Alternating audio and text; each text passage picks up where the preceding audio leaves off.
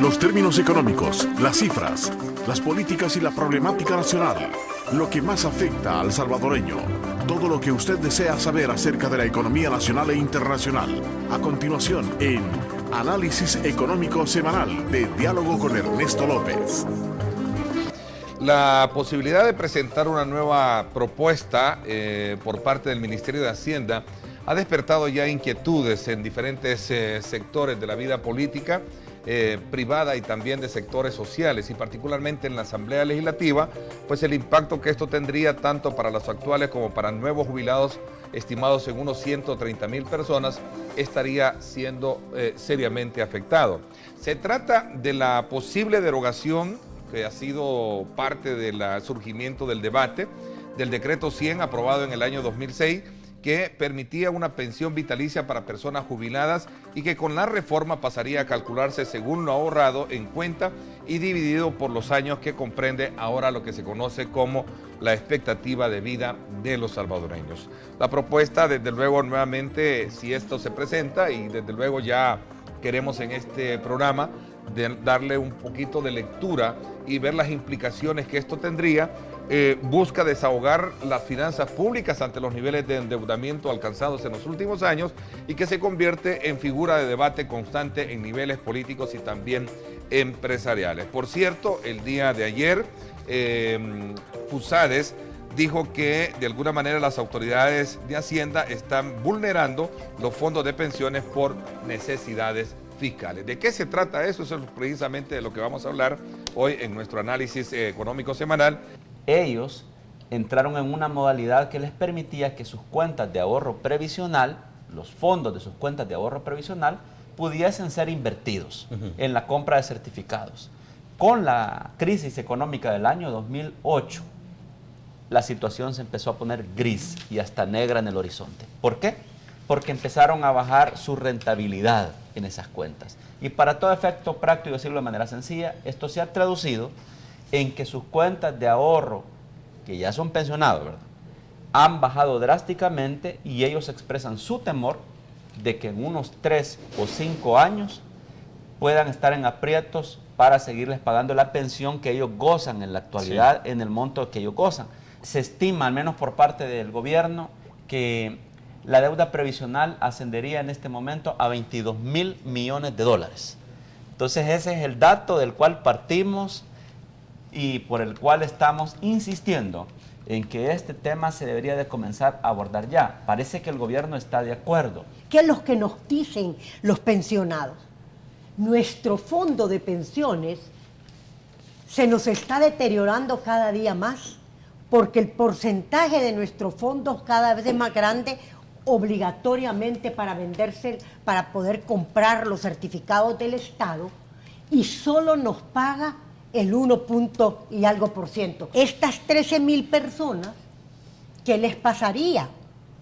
Dentro de unos pocos años su fondo se les termina por la baja rentabilidad y ellos se quedan con una pensión mínima donde ellos ya no podrían costear su presupuesto, porque tienen ahorita un presupuesto mucho mayor que un salario mínimo. No vas a venir a estas alturas del juego de su vida a quererles cambiar lo que ellos conquistaron en aquel momento justamente.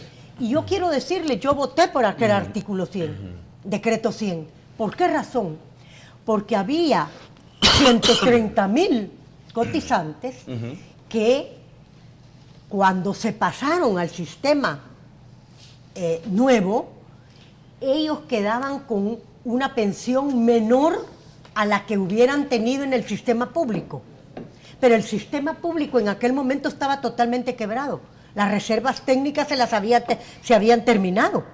El ministro de Hacienda nos decía en la comisión que estamos pagando los platos rotos de un sistema de reparto irresponsable que se concretó a través de una serie de reformas en el tiempo que nacieron durante la administración del presidente Flores y siguieron avanzando con el decreto 100 en la administración del expresidente Saca. Él señalaba que estas reformas, que de alguna manera pudieron haber beneficiado sin duda alguna a los jubilados, se trasladó en un costo para el Estado de manera continua de varios miles de millones de dólares, que con el paso del tiempo han ido generando un hueco fiscal importante y que no ha podido ser saldado. Es decir, pudieron ser buenas las intenciones que en su momento se tomaron y no me queda la menor duda que ustedes, siendo diputados, votaron para beneficiar a la gente.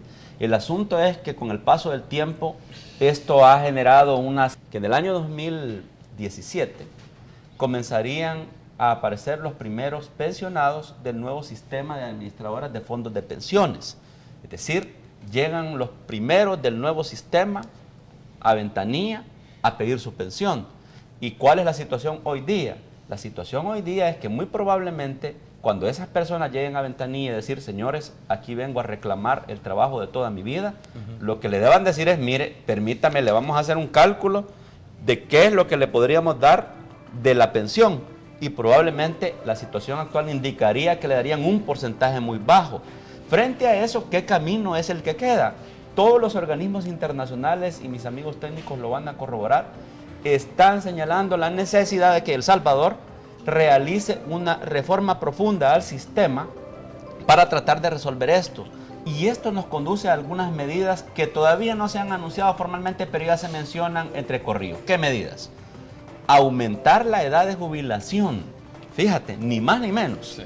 Esa es una de las medidas que orientan los organismos internacionales, digámoslo con pasar franqueza. A los hombres de 60 a 65. A 65. Es un debate que se ha generado de si deberán de ser de 3 a 5 años, Ernesto. Esa es la verdad. ¿Qué otras cosas sugieren los organismos internacionales?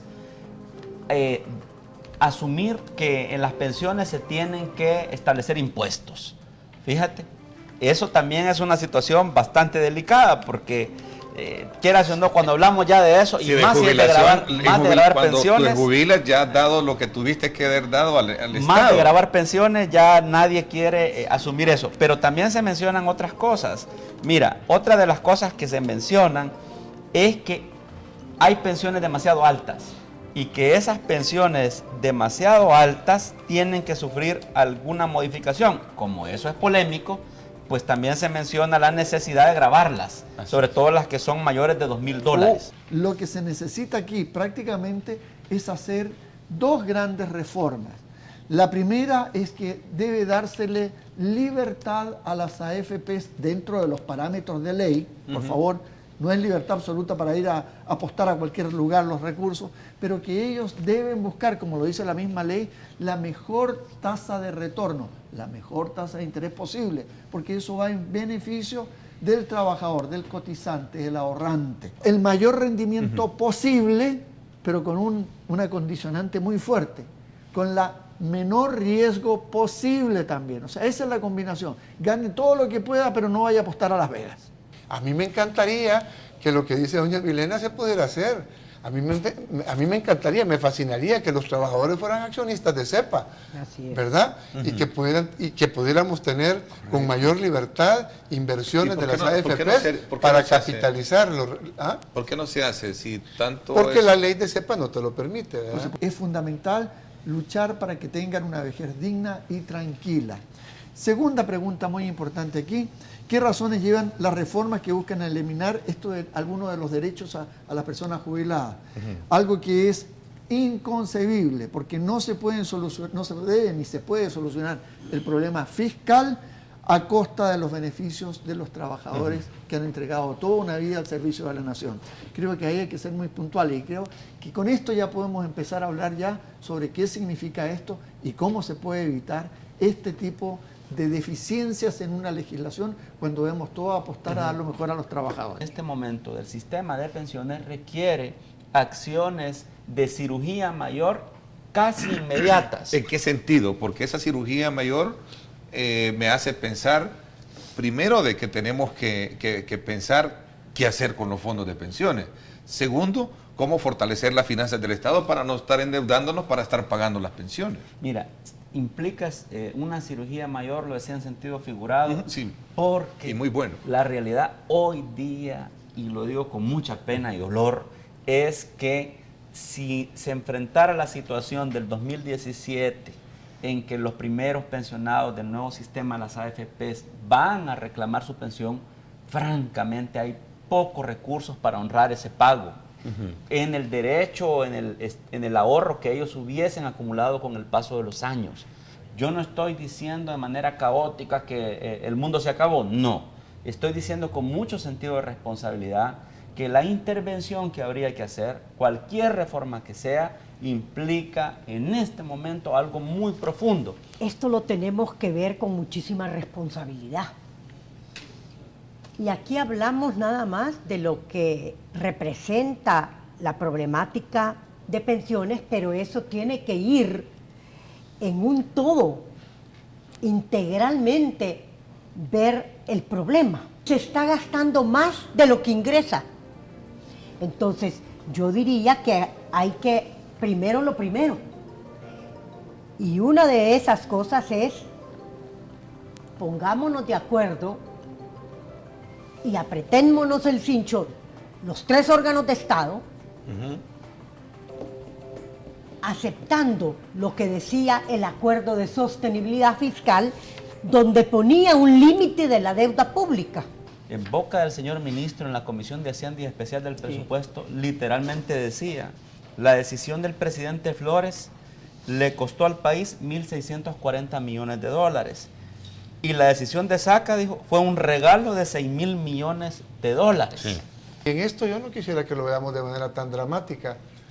¿Cuántas personas al dedicarse al retiro, entre comillas, le perdieron el sentido a la vida? Y más bien, ¿cuántas personas, si nos dan oportunidad de trabajar unos años más, nos sentimos más productivos y volcamos toda nuestra experiencia adquirida a lo largo de la vida en desarrollar un trabajo para la sociedad más apropiado? Entonces tampoco hay que verlo de manera dramática y fatalista el hecho de que se tenga que incrementar la edad si es que fuera necesario, porque esa es una de las medidas que muchas veces se van a tomar. Lamentablemente nosotros en El Salvador sabemos que viene un compromiso y no lo vamos haciendo las provisiones poco a poco y llega el momento del compromiso y no tenemos lo que tendríamos que tener. Esto fue el análisis económico semanal de Diálogo con Ernesto López. Gracias por su atención y hasta el próximo miércoles.